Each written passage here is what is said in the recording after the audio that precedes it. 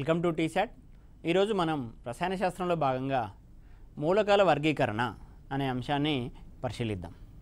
So మూలకాల వర్గీకరణ అనగానేమి, మూలకాలని వర్గీకరించాల్సిన అవసరం ఏముంది, మూలకాల వర్గీకరణలో శాస్త్రవేత్తలు పరిణితి సాధించిన విధానాన్ని మనము ఈ క్లాస్లో చర్చిద్దాం. సో మూలకాల వర్గీకరణకి మూలకాలని వర్గీకరించాల్సినటువంటి అవసరం ఏముంది అనే విషయాన్ని కనుక ఒకసారి చూసినట్లయితే, కొన్ని మూలకాలు ఒకే రకమైన భౌతిక రసాయన ధర్మాలను కలిగి ఉన్నాయి. సో ఆ రకంగా ఏవైతే మూలకాలు ఒకే రకమైన భౌతిక రసాయన ధర్మాలను కలిగి ఉన్నాయో ఆ మూలకాలన్నింటినీ కూడా ఒక సమూహంగా అధ్యయనం చేయడం కోసము మనము మూలకాల వర్గీకరణ చేయాల్సినటువంటి ఆవశ్యకత అనివార్యమైంది. ఏమంటున్నాం? ఒకే రకమైన భౌతిక రసాయన ధర్మాలు కలిగిన మూలకాలను ఒక సమూహంగా అధ్యయనం చేయడం కోసము మూలకాల వర్గీకరణ అనేటువంటిది ఆవశ్యకతని కలిగి ఉంది. సో ఆ విధంగా మూలకాలని వర్గీకరించిన మొట్టమొదటి శాస్త్రవేత్త మనకి డాబర్నీర్. సో ఈ డాబర్నీర్ అనేటువంటి శాస్త్రవేత్త మూలకాలని మూడు మూలకాలని ఒక గ్రూపుగా వర్గీకరించడం జరిగింది. ఆ మూడు మూలకాల గ్రూపునే త్రయాలు అని పేర్కొనడం జరిగింది. వీటిని మనం ఇంగ్లీష్ లోపల ట్రయాడ్స్ అని అంటాము. అందుకే ఈ నియమాన్ని డాబర్నీర్ లా ఆఫ్ ట్రయాడ్స్ అని పేర్కొనడం జరుగుతుంది. డాబర్నీర్ లా ఆఫ్ ట్రయాడ్స్ అని పేర్కొనడం జరుగుతుంది. సో మూలకాలను వర్గీకరించేందుకు మొదటిసారిగా డాబర్నీర్ అనే శాస్త్రవేత్త త్రయాలు అనే భావనని ప్రవేశపెట్టారు. ఈ త్రయాలు అనేటువంటి భావన లోపల మూలకాలని పెరుగుతున్న పరమాణు భారాల ఆధారంగా, అంటే పరమాణు భారాలు పెరుగుతున్న క్రమంలో అమర్చడం జరిగింది. ఎప్పుడైతే పరమాణు భారాలు ఏవైతే మూడు మూలకాలని ఒక గ్రూపుగా ఒక సమూహంగా వర్గీకరించడం జరిగిందో ఆ మూడు మూలకాలని కూడా పరమాణు భారాలు పెరుగుతున్న క్రమంలో అమర్చినట్లయితే ఆ మూడు మూలకాల లోపల మధ్య మూలకం ఏదైతే ఉంటుందో, మిడిల్ ఎలిమెంట్ ఏదైతే ఉంటుందో ఆ మిడిల్ ఎలిమెంట్ యొక్క పరమాణు భారం అనేటువంటిది మిగిలిన రెండు మూలకాల యొక్క పరమాణు భారాల సరాసరికి దాదాపు సమానంగా అనేటువంటిది ఉండడం జరిగింది. ఏం చెప్తున్నాం ఇక్కడ? మనము డాబర్నీర్ అనేటువంటి శాస్త్రవేత్త మూడు మూలకాలని ఒక సమూహంగా వర్గీకరించడం జరిగింది. ఆ మూడు మూలకాలు కూడా ఒకే రకమైనటువంటి భౌతిక రసాయన ధర్మాలను కలిగి ఉంటాయి. ఈ మూడు మూలకాలని పరమాణు భారాలు పెరుగుతున్న క్రమంలో కనుక అమర్చినట్లయితే మధ్యన ఉన్నటువంటి మూలకము మధ్య మూలకం యొక్క పరమాణు భారం అనేటువంటిది మిగిలిన రెండు మూలకాల యొక్క పరమాణు భారాల సరాసరికి దాదాపు సమానంగా ఉండడం జరుగుతుంది. ఇక్కడ నేను ఎక్స్, వై, జెడ్ అని ఒక మూడు మూలకాలను తీసుకున్నట్లయితే ఇవి డాబర్నీర్ లా ఆఫ్ ట్రయాడ్స్ ప్రకారము త్రయాలు అని అనుకున్నట్లయితే మధ్య మూలకం యొక్క పరమాణు భారం అనేటువంటిది మిగిలిన రెండు మూలకాల యొక్క సరాసరి, అంటే ఎక్స్ ప్లస్ జెడ్. సరాసరి అని అంటే రాశుల మొత్తం బై రాశుల సంఖ్య కదా, రెండు రాశులు తీసుకున్నాం కాబట్టి మనము రెండుగా ఇక్కడ తీసుకుంటున్నాము. So y is equals to x plus z by 2. So y యొక్క పరమాణు భారం అనేటువంటిది ఈ రెండు మూలకాల యొక్క పరమాణు భారాల సరాసరికి సమానంగా ఉంటుంది. ఇక్కడ నేను కొన్ని ఎగ్జాంపుల్స్ కూడా, ఉదాహరణలు కూడా ఇవ్వడం జరిగింది. Lithium, sodium, potassium. Lithium, sodium, potassium అనేటువంటిది ఒక త్రయం అంటే ఒక ట్రయాడ్. ఈ మూడు మూలకాలను గమనించినట్లయితే భౌతికంగా ఈ మూడు మూలకాలు కూడా లోహాలు. లిథియం అనేటువంటిది లోహం, సోడియం అనేటువంటిది లోహం, పొటాషియం అనేటువంటిది కూడా లోహాలు.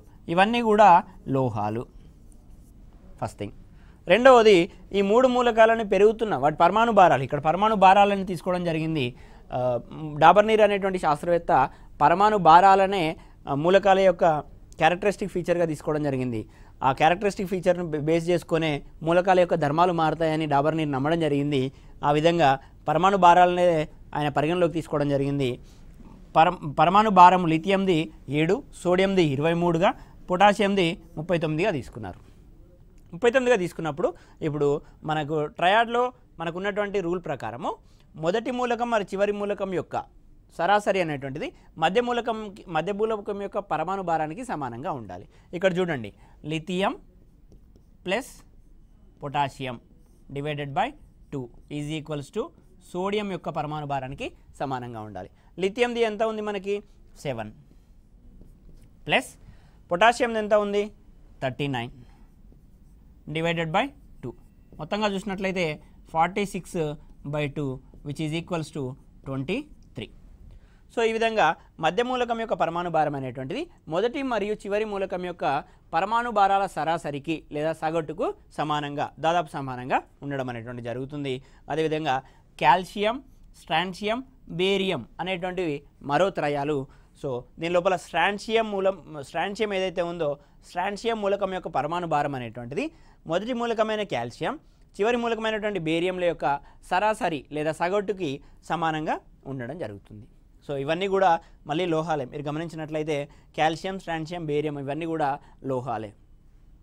ఇవన్నీ ఇంకొక త్రయానికి ఎగ్జాంపుల్.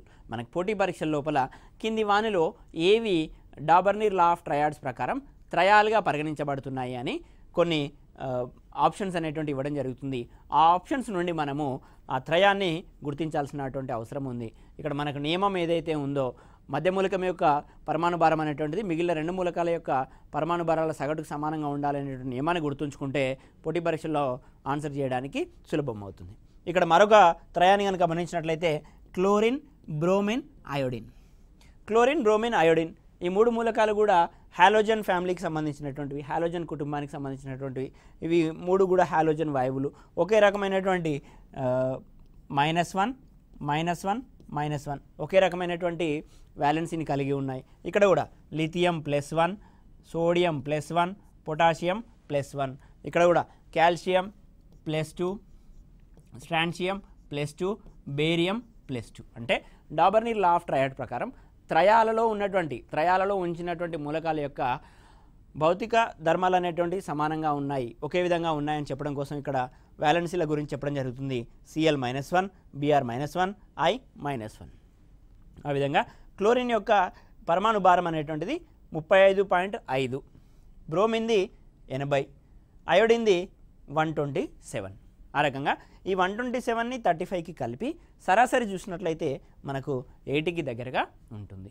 సో ఈ విధంగా డాబర్నీర్ లా ఆఫ్ ట్రయాడ్ డాబర్నీర్ అనేటువంటి శాస్త్రవేత్త మూలకాలని మూడు మూలకాలని ఒక సమూహంగా ఒక త్రయంగా విభజించి మూలకాల వర్గీకరణకి పునాది వేయడం జరిగింది. తదనంతరం మనకి మరొక శాస్త్రవేత్త న్యూలాండ్స్ అనేటువంటి శాస్త్రవేత్త మూలకాలను పరమాణు భారాలు పెరుగుతున్న క్రమంలో అమర్చినట్లయితే మొదటి మూలకం యొక్క ధర్మాలు అనేటువంటివి 8వ మూలకంతో సమానమైనటువంటి ధర్మాలని కలిగి ఉంటాయి. అంటే 8వ మూలకంతో ఒకే రకమైన ధర్మాలను కలిగి ఉంటుంది. అంటే మనకి మ్యూజికల్ నోట్స్ లోపల సరి గమ పద నిస ఏ విధంగానైతే ఉందో మొదటి అక్షరమైనటువంటి సా, 7వ అక్షరం తర్వాత వచ్చేటువంటి మరలా 8వ అక్షరమైనటువంటి సా, సరి గమ పద నిసలో మనకి మ్యూజికల్ నోట్స్ లోపల సా మళ్ళా సరళతో ఏ విధంగా మళ్ళా సాతో ఏ రకమైనటువంటి ఒకే రకమైనటువంటి శబ్దాన్ని కలిగి ఉంటుందో అదేవిధంగా ఇక్కడ మనకి మూలకాలని పరమాణు భారాలు పెరుగుతున్న క్రమంలో అమర్చినట్లయితే మొదటి మూలకం అనేటువంటిది 8వ మూలకంతో ఒకే రకమైన ధర్మాలను కలిగి ఉంటుంది అని చెప్పడం జరిగింది. వీటినే అష్టకాలు అని అంటారు. న్యూలాండ్స్ లా ఆఫ్ ఆక్టేవ్స్ అని అంటారు. ఈ భావననే న్యూలాండ్స్ అష్టకాలు అని కూడా అంటారు.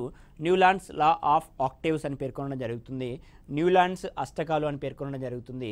సో న్యూలాండ్స్ అనేటువంటి శాస్త్రవేత్త ఈ అష్టక నియమాన్ని ఏదైతే ఈ రకమైన వర్గీకరణ చెప్పే సమయానికి మనకి ఇనర్ట్ గ్యాసెస్ ఏవైతే జడవాయువులు ఉన్నాయో జడవాయువులు అప్పటి వరకు కనుగొనబడలేదు. సో ఆ రకంగా జడవాయువులు లేకుండా మనకి ఈ రకమైనటువంటి పరమాణు భారాలు పెరుగుతున్న క్రమంలో అమర్చడం జరిగింది. నేను ఇక్కడ టేబుల్ ఇవ్వడం జరిగింది. మూలకము, పరమాణు భారము.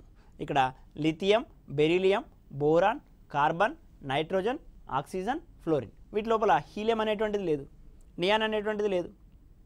కాబట్టి ఈ విధంగా మూలకాలను పరమాణు భారాలు పెరుగుతున్న క్రమంలో అమర్చినట్లయితే ఇక్కడ చూడండి 1, 2, 3, 4, 5, 6, 7. 7వ మూలకం అయిపోయిన తర్వాత 8వ మూలకాన్ని ఇక్కడ పెట్టడం జరిగింది. 8వ మూలకం. So Newlands law of octaves ప్రకారము 1వ మూలకం అనేటువంటిది 8వ మూలకంతో ఒకే రకమైనటువంటి ధర్మాలను కలిగి ఉంటుంది. అందుకే లిథియం, సోడియం అనేటువంటి రెండు కూడా లోహాలు. లిథియం కూడా +1 వ్యాలెన్సీని, సోడియం కూడా +1 వ్యాలెన్సీని కలిగి ఉండడం జరుగుతుంది. ఒకవేళ కనుక మనం లెక్కబెట్టడం అనేటువంటిది ఇక్కడ నుంచి తీసుకున్నట్లయితే ఇది 8వ మూలకంగా పరిగణించడం జరుగుతుంది. బెరీలియం అనేటువంటిది మెగ్నీషియంతో ఒకే రకమైనటువంటి ధర్మాలను కలిగి ఉంటుంది. బెరీలియం యొక్క వ్యాలెన్సీ +2, అదేవిధంగా మెగ్నీషియం యొక్క వ్యాలెన్సీ +2. ఇప్పుడు అలా కాకుండా మనం ఒకవేళ బోరాన్ నుంచి కనుక లెక్క పెట్టినట్లయితే 1 చూడండి 1 2 3 4 5 6 7 8 మనం బోరాన్ నుంచి నెంబర్ తీసుకోవడం జరిగింది. ఇక్కడ 8 అనేటువంటిది ఇక్కడికి రావడం జరిగింది. సో బోరాన్ నుంచి తీసుకున్నట్లయితే అల్యూమినియం అనేటువంటిది 8వ మూలకంగా చెప్పడం జరుగుతుంది. బోరాన్ అల్యూమినియం అనేటువంటిది ఒకే రకమైనటువంటి ధర్మాలను కలిగి ఉంటాయి. న్యూలాండ్స్ లా ఆఫ్ ఆక్టివ్స్ ప్రకారము బోరాన్ అండ్ అల్యూమినియం అనేటువంటిది ఒకే రకమైనటువంటి ధర్మాలను కలిగి ఉంటాయి. అందుకే ఇక్కడ బోరాన్ యొక్క వ్యాలెన్సీ అనేటువంటిది +3గా ఉంటుంది. అదేవిధంగా అల్యూమినియంది కూడా +3గా ఉండడం జరుగుతుంది. సో ఆ విధంగా 1వ మూలకం అనేటువంటిది 8వ మూలకంతో ఒకే రకమైనటువంటి ధర్మాలను కలిగి ఉంటుంది.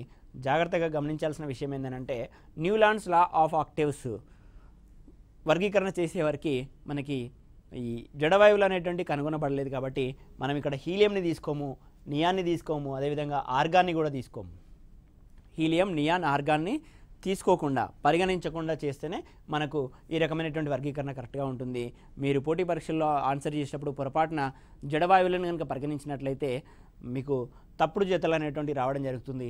లిథియం తోటి మెగ్నీషియము, బెరిలియం తోటి అల్యూమినియము సరిపోలేటువంటి విధంగా ఉంటుంది. మీరు కన్ఫ్యూజన్ గురయ్యేటువంటి అవకాశం ఉంటుంది కాబట్టి మరోసారి చెప్తున్నాను, ఈ రకమైనటువంటి వర్గీకరణలో జడవాయువులు కనుగొనబడలేదు. అప్పటి జడవాయువులు కనుగొనబడలేదు కాబట్టి న్యూలాండ్స్ లా ఆఫ్ ఆక్టివ్స్ని పరిగణించేటప్పుడు జడవాయువులను తీసేసి మిగిలిన మూలకాలను మనం తీసుకోవాల్సినటువంటి అవసరం ఉంటుంది. ఇంకా అదేవిధంగా పొటాషియం, కాల్షియం కూడా తీసుకోవచ్చు. మెగ్నీషియం ఇక్కడ నుంచి కౌంట్ చేసినప్పుడు కాల్షియం అనేటువంటిది 8వ మూలకం ఉంటుంది. కాల్షియంకి +2 ఉంటుంది, పొటాషియంకి +1 అనేటువంటిది ఉంటుంది. లిథియం +1, సోడియం +1, పొటాషియం +1 ఇవన్నీ కూడా లోహాలే. సో ఇది న్యూలాండ్స్ లా ఆఫ్ ఆక్టివ్స్కి సంబంధించినటువంటి న్యూలాండ్స్ అష్టకాలకు సంబంధించినటువంటి భావనలు. నెక్స్ట్ ఇప్పటివరకు మనం Dobereiner law of triads, Newlands law of ఆక్టివ్స్ని గురించి నేర్చుకున్నాము. నెక్స్ట్ మనము మొదటిసారిగా మూలకాలకి ఒక పట్టిక రూపాన్ని ఇచ్చినటువంటి శాస్త్రవేత్త మెండలీఫ్ అనేటువంటి శాస్త్రవేత్త ఈ విధంగా సమూహాలుగా కాకుండా మూలకాలని ఒక పట్టిక రూపంలో అమర్చడం జరిగింది. ఆ రకంగా వచ్చినటువంటి పట్టికనే మనము మెండలీవ్స్ ఆవర్తన పట్టిక అని పేర్కొనడం జరిగింది. మెండలీఫ్ అనే శాస్త్రవేత్త మూలకాలను వర్గీకరించి మొదటిసారిగా ఒక పట్టిక రూపాన్ని ఇవ్వడం జరిగింది. దీన్నే మెండలీఫ్ ఆవర్తన పట్టిక అని పేర్కొంటారు. ఈ పట్టిక లోపల మనకి గ్రూపులు మరియు పీరియడ్లు అనేటువంటివి ఉన్నాయి. ఇంతకుముందు మనకి డాబర్నీర్ లా ఆఫ్ ట్రయాడ్స్ లోపల, న్యూలాండ్స్ లా ఆఫ్ ఆక్టివ్స్ లోపల ఈ రకమైనటువంటి పదాలు వినపడవు, గ్రూపులు మరియు పీరియడ్లు. గ్రూపులు అంటే ఈ పట్టికలో ఉన్నటువంటి నిలువు వరుసలనే మనము గ్రూపులు అని పేర్కొనడం జరుగుతుంది. ఇదే పట్టికలో ఉన్నటువంటి అడ్డు వరుసలనే, ఏవైతే అడ్డు వరుసలు ఉంటాయో ఈ పట్టిక లోపల ఉన్నటువంటి అడ్డు వరుసలనే పీరియడ్లు అని పేర్కొనడం జరుగుతుంది.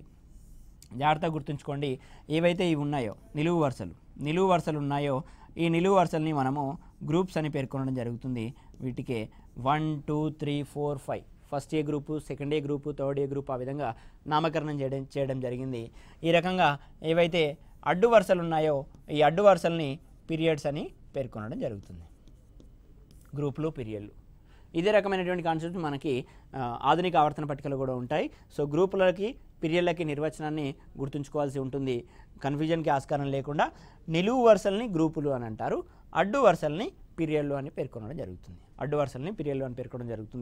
ఆవర్తన పట్టికలో నిలువు వరుసలని గ్రూపులు అని ఇవ్వడం జరిగింది, అడ్డు వరుసలని పీరియడ్లు అని పేర్కొంటారు. సో ఇక్కడ నిర్వచనాలు గ్రూపులకి మరియు పీరియడ్లకి నిర్వచనం కూడా ఇవ్వడం జరిగింది. సో అడ్డు వరుసలని మనము పీరియడ్లు అని, నిలువు వరుసల్ని గ్రూపులు అని పేర్కొనడం జరుగుతుంది. సో ఇది మెండలీఫ్ ఆవర్తన పట్టిక. ఒకసారి మెండలీఫ్ ఆవర్తన పట్టిక ఏ విధంగా ఉంటుందన్నది మనము నెక్స్ట్ స్లైడ్స్లో చూద్దాము. సో మెండలీఫ్ యొక్క ప్రత్యేకత ఏంటి అని అంటే, ఆయన పట్టిక రూపంలో మూలకాలని అమర్చే నాటికి ఏవైతే మూలకాలు కనుగొనబడలేదో ఆ మూలకాలకు కూడా స్థానాలను వదిలి వాటికి నామకరణం చేయడం జరిగింది. అంటే ఇప్పుడు ఒక మూలకం XYZ అనేటువంటి మూలకం ఉందనుకోండి, Y అనేటువంటిది ఆ సమయానికి కనుగొనబడలేదు, Z అనేటువంటిది కనుగొనబడింది. ఈ విధంగా XYZ ఈ విధంగా ఇవ్వడం జరిగింది. ఈ విధంగా XYZ అనేటువంటిది ఇవ్వడం జరిగింది. ఇక్కడ ఇంకొక మూలకం కనుగొనబడుతుంది అని ఆయన అనుకొని ఆ మూలకానికి ఒక ప్రత్యేకమైన స్థానాన్ని ఆ పట్టికలో వదిలిపెట్టడం జరిగింది. ఇది మెండలీఫ్ ఆవర్తన పట్టిక యొక్క ప్రత్యేకత. సో కనుగొనబడని మూలకానికి కూడా స్థానాలను వదిలి వాటికి నామకరణం చేయడం జరిగింది. అంటే ఈ మూలకానికి ముందున్న మూలకాన్ని ఆధారం చేసుకొని ఈ మూలకానికి పేరు పెట్టడం జరిగింది. సో ఇలా నామకరణం చేసినటువంటి మూలకాలే మనకు ఏకా సిలికాన్ మరియు ఏకా అల్యూమినియం. సో ఏకా అల్యూమినియం అని అంటే ఇప్పుడు గ్యాలియం అనేటువంటిది అప్పటి వరకు కనుగొనబడలేదు. గ్యాలియంకి ముందున్నటువంటి మూలకం ఏదైనా ఉంది అని అంటే అది అల్యూమినియం అనేటువంటిది కనుగొనబడింది, కానీ గ్యాలియం అనేటువంటిది కనుగొనబడలేదు. కావున ఇక్కడ ఏం చేశాడు, గ్యాలియంకి ప్లేస్ వదిలిపెట్టాడు. గ్యాలియం కోసం ఒక స్థానాన్ని వదిలిపెట్టి దానిపైన ఉన్నటువంటి మూలకం ఏదైతే ఉందో అల్యూమినియం ఉంది కదా, ఆ అల్యూమినియం ఆధారం చేసుకొని ఈ గాలియానికి నామకరణం చేయడం జరిగింది. ఈ గాలియానికి అప్పటి వరకు మెండలీఫ్ ఇచ్చినటువంటి పేరు ఏంటి అని అంటే ఒక సంస్కృత పదమైనటువంటి ఏకాను తీసుకొని ఏకా అల్యూమినియంగా పేర్కొనడం జరిగింది. గ్యాలియం కనుగొనబడలేదు కాబట్టి గ్యాలియం అనే పేరు మనకు తెలియదు కాబట్టి ఏకా అల్యూమినియంగా గ్యాలియంకి నామకరణం చేయడం జరిగింది. అదేవిధంగా ఇంకొకటి సిలికాన్ ఉంటుంది. సిలికాన్ కింద ఉన్నటువంటి జెర్మేనియం అప్పటివరకు మనకు కనుగొనబడలేదు. కావున సిలికాన్ని ఆధారం చేసుకొని జెర్మేనియంకి పేరు ఇచ్చేటువంటి నామకరణం చేసేటువంటి ప్రయత్నం మెండలీఫ్ చేయడం జరిగింది. అందుకే జెర్మేనియంకి మనము ఏకా సిలికాన్ అని పేరు ఇవ్వడం జరిగింది. జరుగుతుంది. ఏకా అల్యూమినియం అని అంటేనేమో గ్యాలియం, ఏకా సిలికాన్ అంటేనేమో జెర్మేనియం. పోటీ పరీక్షల్లో రిపీటెడ్గా అడిగినటువంటి ఈ ప్రశ్నలు ఇవి. ఏకా సిలికాన్ అనగానేమి, ఏకా అల్యూమినియం అనగానేమి. సో ఇవి జాగ్రత్తగా గుర్తుంచుకునేటువంటి ప్రయత్నాలు చేయండి. సో మెండలీఫ్ యొక్క ప్రత్యేకత ఏంటి అంటే అప్పటి వరకు కనుగొనబడినటువంటి మూలకాలకు కూడా స్థానాలను వదిలి వాటికి నామకరణం చేయడం జరిగింది. అయితే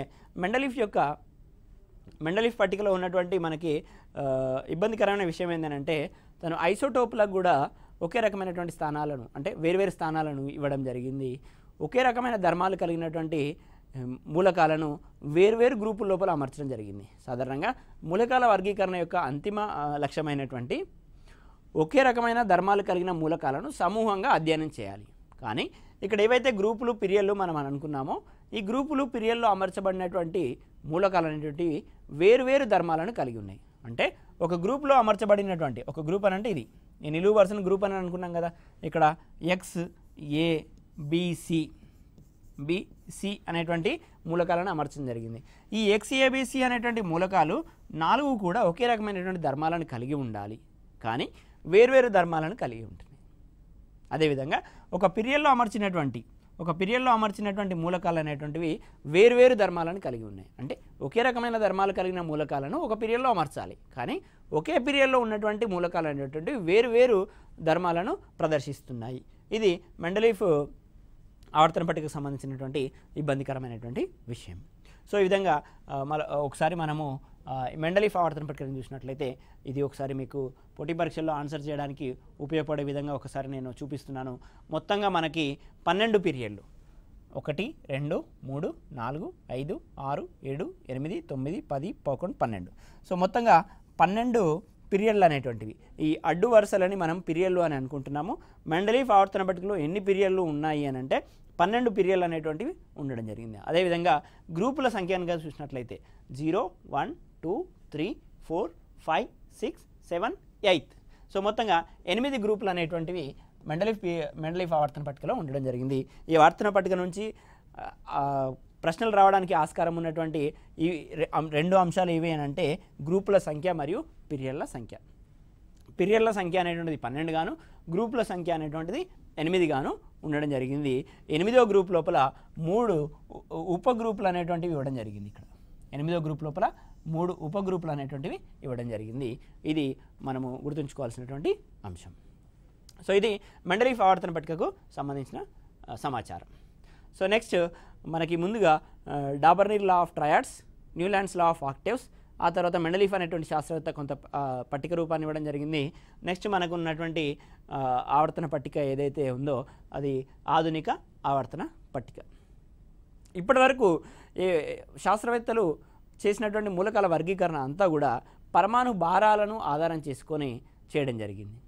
డాబర్నీర్ కావచ్చు, న్యూలాండ్స్ కావచ్చు, మెండలీఫ్స్ కావచ్చు, కేవలం పరమాణు ధర్మాలని ఆధారం చేసుకొని మాత్రమే పరమాణు భారాలను ఆధారం చేసుకొని మాత్రమే వర్గీకరణ చేయడం జరిగింది.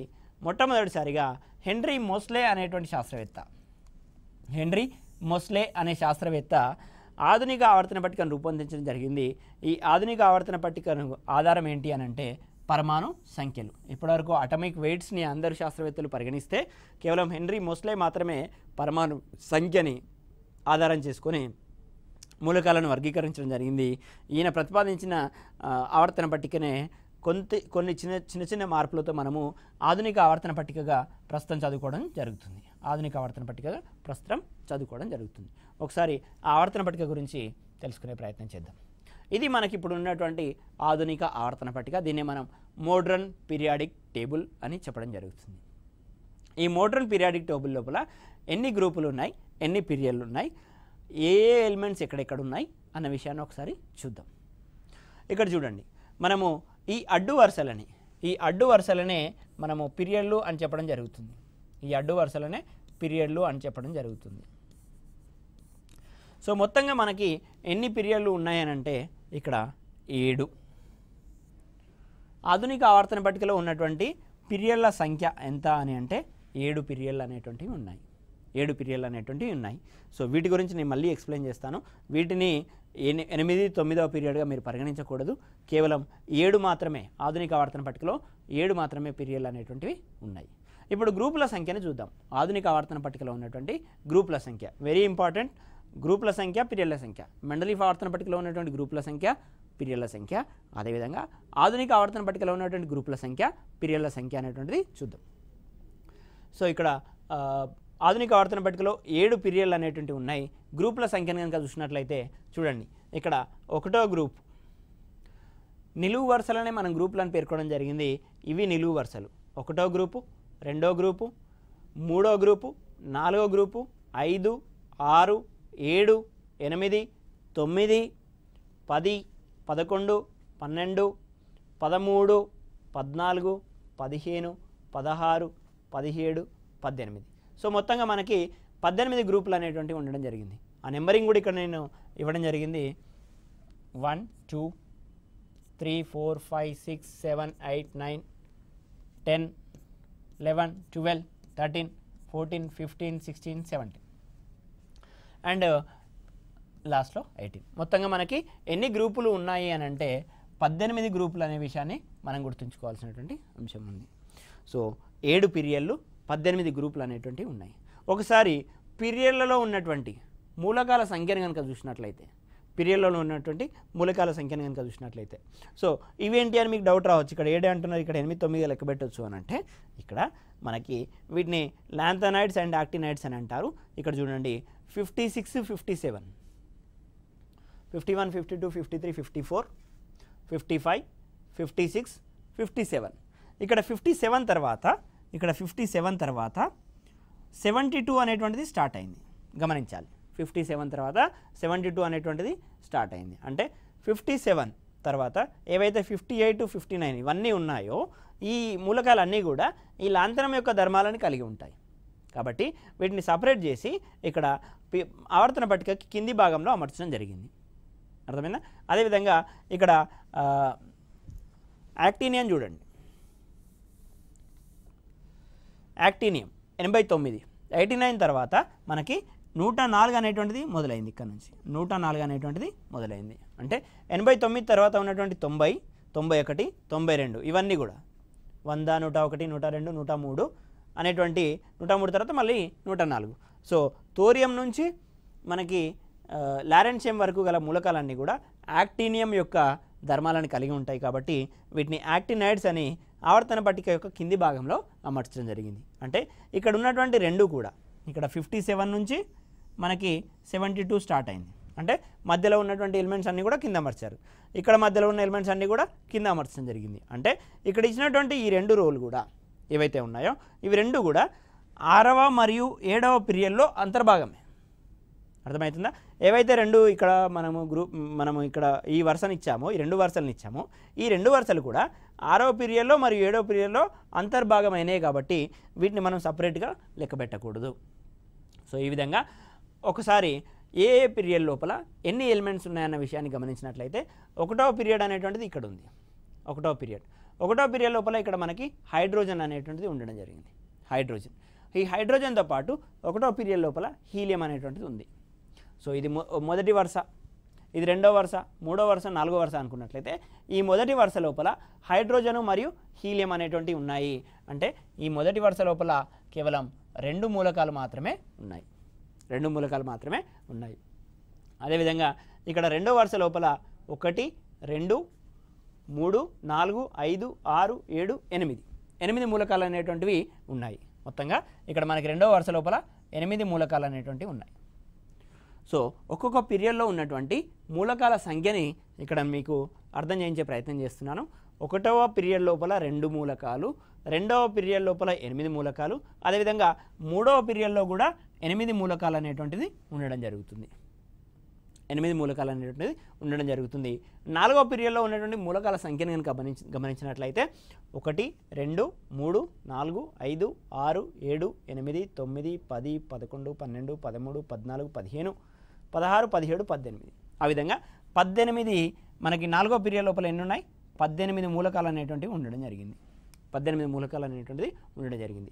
2, 8, 8, 18. అదేవిధంగా ఐదవ పీరియడ్లో కూడా 18 మూలకాలు అనేటువంటివి ఉండడం జరుగుతుంది. 18 మూలకాలు అనేటువంటివి ఉంటాయి. ఇంకా 6వ 7వ పీరియడ్ల లోపల మొత్తంగా ఉండేటువంటి మూలకాల సంఖ్య 32 మరియు ఇది కూడా ఇంకొక 32. ఈ విధంగా 2, 8, 8, 18, 18, 32, 32 ఈ రకమైనటువంటి మూలకాలను కలిగి ఉంటాయి. సో ఇవి అడ్డు వరుసలని మనము ఈ అడ్డు వరుసలని పీరియడ్లు అని అనుకున్నట్లయితే ఒక్కొక్క పీరియడ్ లోపల ఎన్ని మూలకాలు ఉంటున్నాయనే విషయాన్ని గమనించడం జరిగింది. 2, 8, 8, 18, 18, 32, 32. సో అందుకోసమే ఈ ఏదైతే మొదటి పీరియడ్ ఉందో దీన్ని వెరీ షార్ట్ పీరియడ్గా పేర్కొనడం జరుగుతుంది. వెరీ షార్ట్ పీరియడ్గా పేర్కొనడం జరుగుతుంది. అదేవిధంగా మనకి ఆ తర్వాత ఉన్నటువంటి 2 పీరియడ్లు ఏవైతే ఉన్నాయో ఆ 2 పీరియడ్లని షార్ట్ పీరియడ్స్ అని పేర్కొనడం జరుగుతుంది. దీన్ని వెరీ షార్ట్ అని అంటాం. వీటిని ఈ రెండింటిని కలిపి షార్ట్ పీరియడ్స్ అని అంటాం. ఓకేనా? వీటిని లాంగ్ పీరియడ్స్ అని అంటాం. 18 మూలకాలను కలిగి ఉన్నాయి కాబట్టి వీటిని లాంగ్ పీరియడ్స్ అని పేర్కొనడం జరుగుతుంది ఈ రెండింటిని. సో 32 మూలకాలను కలిగి ఉంది కాబట్టి దీన్ని లాంగెస్ట్ పీరియడ్ అని పేర్కొనడం జరుగుతుంది. 32 మూలకాలను కలిగి ఉంది కాబట్టి లాంగెస్ట్ పీరియడ్ అని పేర్కొనడం జరుగుతుంది. మనకు ఇంకా కనుగొనబోయేటటువంటి మూలకాలన్నింటినీ కూడా ఇక్కడ 7వ పీరియడ్లో పొందుపరచడం జరుగుతుంది కాబట్టి ఈ 7వ పీరియడ్ని మనము ఇన్కంప్లీట్ పీరియడ్ అని పేర్కొనడం జరుగుతుంది. ఈ పేర్లు ఇంతకుముందు పోటీ పరీక్షల్లో వచ్చినటువంటి అంశాలు కాబట్టి మళ్ళీ ఒకసారి చెప్తున్నాను. మొదటి పీరియడ్ అనేటువంటిది వెరీ షార్ట్ పీరియడ్. ఆ తర్వాత ఉన్నటువంటి 2 పీరియడ్లు అంటే 2, 3 అనేటువంటివి షార్ట్ పీరియడ్లుగా, ఆ తర్వాత ఉన్నటువంటి 2 పీరియడ్లు 4, 5 అనేటువంటివి లాంగ్ పీరియడ్లుగా, ఆ తర్వాత ఉన్నటువంటి 6వ పీరియడ్ లాంగెస్ట్ పీరియడ్గా, ఆ తర్వాత ఉన్నటువంటి 7వ పీరియడ్ అనేటువంటిది ఇన్కంప్లీట్ పీరియడ్గా మనము అసంపూర్ణ పీరియడ్గా మనము పరిగణిస్తాము. ఎందుకంటే కనుగొనబడేటువంటి మూలకాలన్నీ కూడా ఈ 7వ పీరియడ్లో పొందుపరచడం జరుగుతుంది. ఓకే, ఇది ఆవర్తన పట్టికకు సంబంధించినటువంటి కొంత సమాచారం. మరి మరో క్లాస్లో మనము ఆవర్తన పట్టికకు సంబంధించినటువంటి గ్రూపులు, వాటి యొక్క ఎలక్ట్రానిక్ కాన్ఫిగరేషన్లు, మరి మూలకాలను ఇంకా ఏ రకంగా వర్గీకరించవచ్చు అనే అంశాన్ని గమనిద్దాం. Thank you one and all.